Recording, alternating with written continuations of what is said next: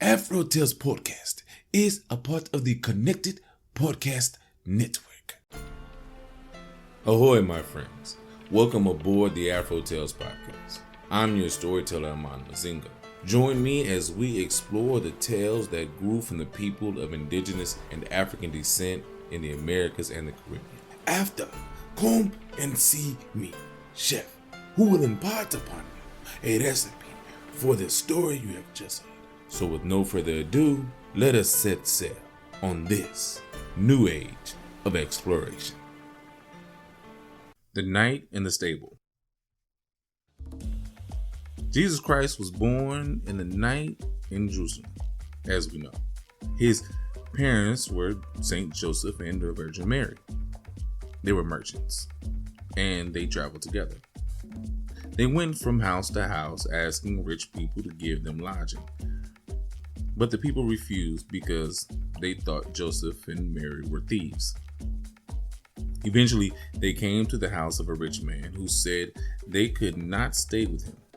But if they wanted to, they could spend the night in the stable, where the sheep, cows, and other animals were kept with their herders. So that's where they went. At about 3 o'clock in the morning, or a little later, when the morning star came out, Mary gave birth to a boy who had stars on his palms and forehead. He lighted up the whole world. All the herders came to look at the child, and the owners of the house came too. That night it snowed very hard, and the child was so cold he stiffened as if dead. The herders ran to take care of their animals, but the sheep and the cows breathed on the child's body and warmed it, and the child revived. Then Jesus blessed these animals. But the horses and the mules, when they had come close to the child to look at him, had not believed that this could be God. Instead of breathing on him to warm him up, they broke wind. God was angry with the horses and mules and said they would never be favored, would never be eaten by humans, and would have to serve as beasts of burden from that time on. The end. Christ betrayed by snails. He came to a river and crossed over, but as he was crossing the river, he stepped on freshwater snails. Then the one who was chasing him reached the river's edge and could not see which way he had gone. They questioned the snails. The snails replied, "Don't you see that he has trampled on us and turned us over?" The end. The Miser Jar. There was once an old miser that had a beautiful jar. It was so beautiful that anyone who saw it wanted to buy it. Yet no one could meet the old man's price. One day he came home from work in the cornfield. His daughter was grinding cornmeal. Said, "Father, 3 people have come to see the jar this morning. A gentleman, another man, and a priest." What did you say to them? "I told them to come back this afternoon." You are a wise girl and have made good use of your wisdom. When these 3 return, as they surely will, you must say to each of them, you have decided to sell the jar for 500 pesos without my knowledge. Tell the gentleman to come for it at 8 o'clock. The other man to come 8:30, and the priest to come at 9. The girl did as she was told, and at 8 o'clock the gentleman arrived. But just as the girl had finished counting the money he had brought, there was a noise at the door of the hut, and throwing the money in the corner, she cried, "Go up into the loft. If my father finds you here, he will kill you." While the gentleman was hurrying up the loft, the other man came in. But before he could leave with the jar, there was again a noise at the door. "Go up to the loft, or my father will kill you." The man climbed quickly into the loft, and the priest came in. He was in a great hurry and had the jar already in his hands when the voice of the old man was heard outside. The priest trembled with fear as the girl cried, "Put down the jar and go up into the loft." When the girl's father came in, he asked, "Where is the gentleman's money?"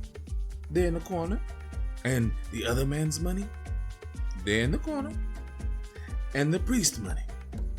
"There in the corner." After a pause, the old man asked, "And the gentleman, where is he?" "Up in the loft." "And the other man?" "Up in the loft." "And the priest?" "Up in the loft." "You are a wise girl." Then he took his large carrying sack off of his shoulder, put it in the middle of the floor, and set fire to it.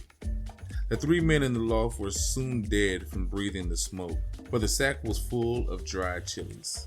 "Well, we still have a jar and 3 times 500 pesos as well." "But what about the dead men in the loft?" "The fool will get rid of them for us tomorrow. In the morning, I will go find him and tell him you have sent me to ask him to come to breakfast with us." The girl knew that the fool was in love with her and would do whatever she asked. So the next morning, when the 3 of them had finished their breakfast, she told the fool that she and her father were troubled because a priest who had eaten with them the night before had choked to death, and fearful it would be found out, they had put him in the loft, not daring to take him out for burial. "Don't worry about the dead priest. Promise to marry me and I'll get rid of him without any trouble." The girl gave her promise, but no sooner had the fool set out with the dead priest on his back than she sewed a cassock and put it on the gentleman. When the fool returned and began talking about marriage, the girl laughed and said, Do not deceive me. I know very well that while I was at the stream getting water, you sneaked into the house and put the priest back in the loft." Seeing the gentleman in the cassock, the fool said, "I buried you. I buried you once. I will bury you again." Then he set out with the gentleman on his back, and the girl sewed another cassock and put it on the last of the dead men. When the fool came back and said, "He'll lie where I put him this time, because I piled heavy stones on the grave," the girl frowned and said, "Why don't you tell me the truth? I know very well that while I was out getting firewood, you came in and put the priest back in the loft." "Well, I bet he doesn't come back after I bury him the 3rd time," said the fool when he saw the cassock. As soon as he had set out with the last of the dead men on his back, the girl called her father, who was hiding nearby. He came in, filled the beautiful jar full of money, and strapped it to his own back. The girl strapped the grindstone on her back, and after setting fire to the hut, they began walking toward the east. They had not gone far when the old man caught his foot on a root and, stumbling, fell into a deep pool that lay next to the road. The girl plunged in trying to save him, but with the weight of the grindstone, she sank too. And that was the end of them both. The fool came back, and not finding the hut, followed the tracks of the old man and his daughter all the way to the edge of the pool. As he sat down, he began to weep. He was changed into a were bird, and to this day the were bird may be seen near pools and in wet places crying, where? The end.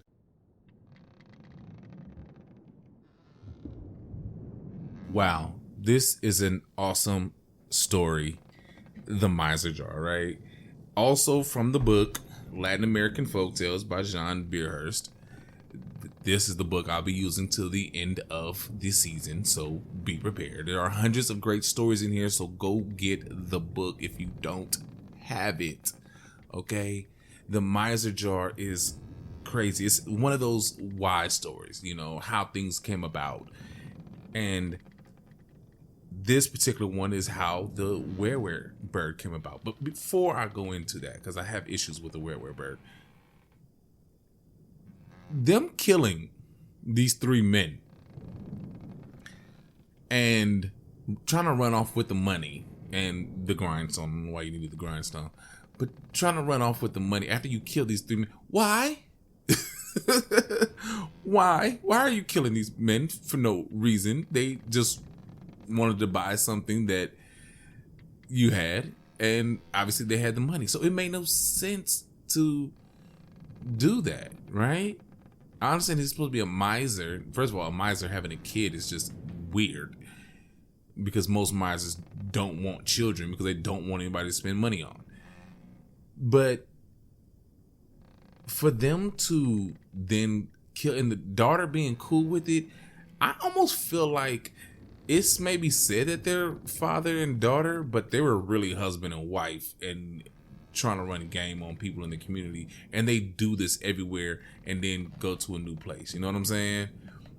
Find some fool to get rid of the bodies for them, and they move from town to town to do that. That's what I got from it. There were 2 dead bodies away from being serial killers. So, you know, they killed 3. I'm pretty sure they've killed more.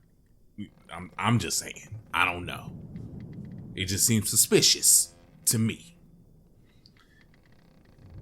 You know, I don't know. It just seems suspicious. So if you're out there and somebody just, you know, says, oh my God, I'm doing this, but you know, so-and-so's not supposed to know that I'm doing it.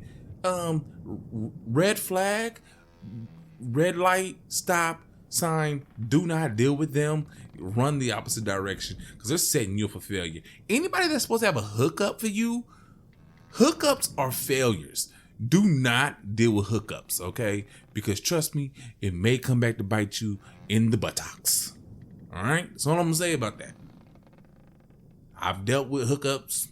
And not hookups as far as person, but like people trying to hook you up with, you know, deals, you know, things that fall off the back of trucks, or, you know, I'm telling you, most of it's stolen.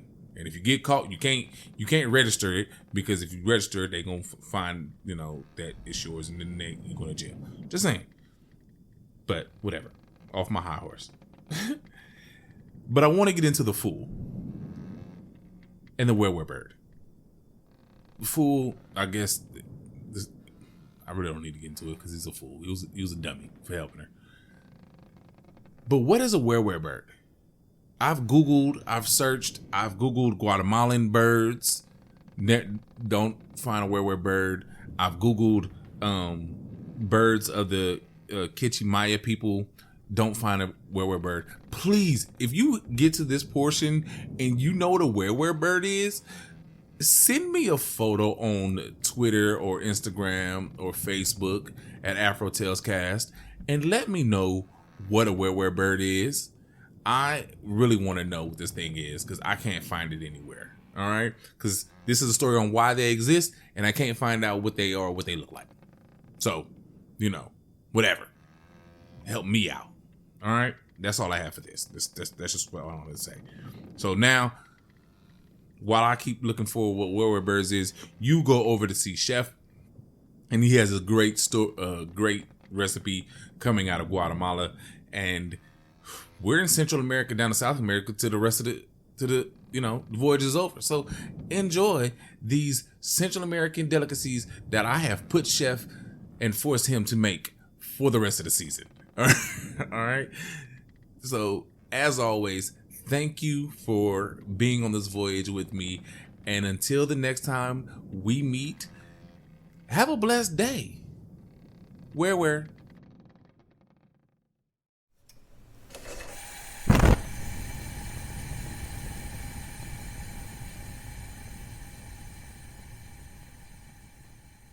Welcome, my friends, to the Galley. I am your chef, and today we have a wonderful recipe inspired by the stories you have just had.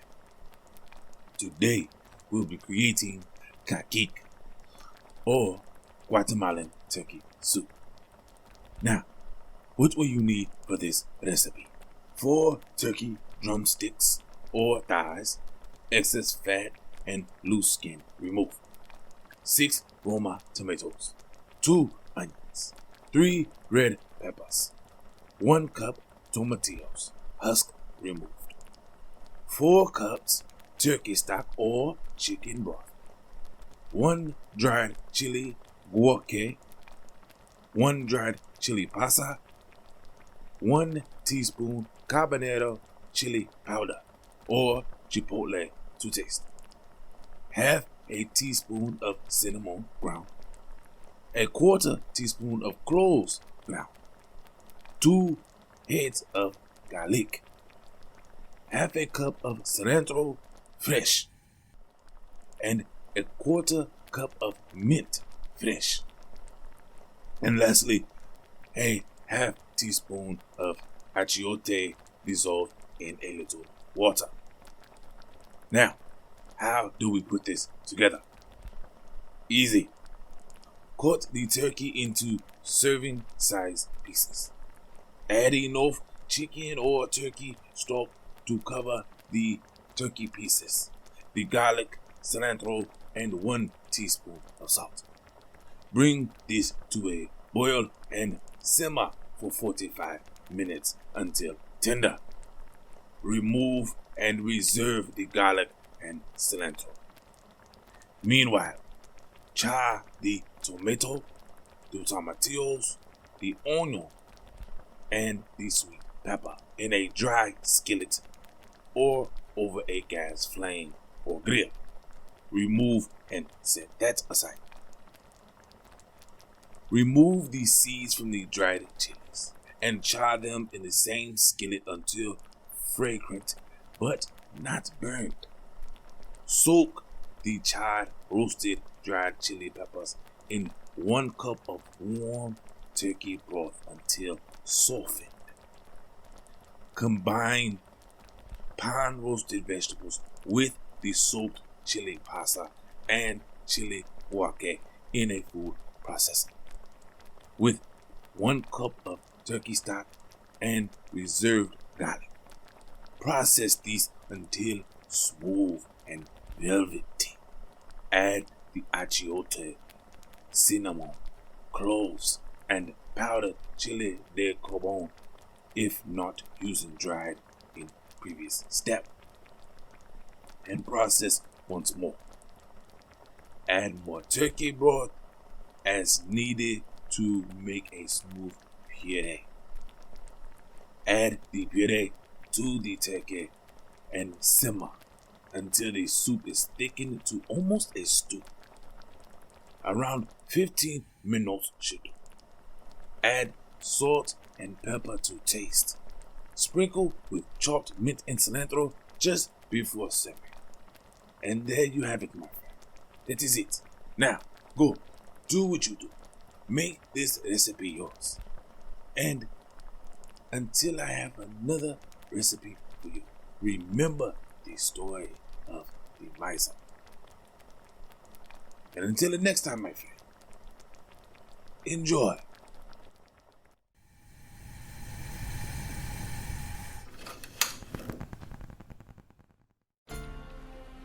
Thank you for joining us on this voyage. Thanks to Art by Chalet for the logo, episode, and t-shirt designs. You may also get a t-shirt and other items on tpublic.com. You can contact me on all socials at AfroTalesCast. That's Afro TALES cast. And email me at AfroTalesPodcast@yahoo.com. You may also become a benefactor by simply sharing with any and everyone, giving a thumbs up, or rating in your podcast app of choice. If you wish to donate, I am on Patreon and Ko-fi.com. That's ko-fi.com. So, until we meet again, may your winds be fair and your seas follow.